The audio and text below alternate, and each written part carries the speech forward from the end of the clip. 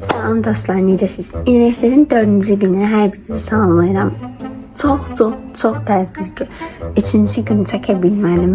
Çünki 6-da səhər 6-da durmuşdum və həmin an video fikirləşə bilmədim. Çox pis idi.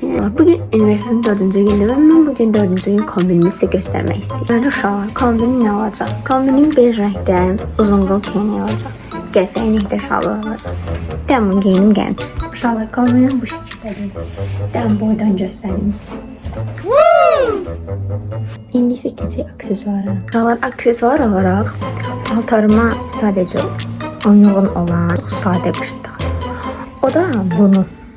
Nə qəşəngdir. Baş hərfimdə, bürcümdə olan septik qolbaq.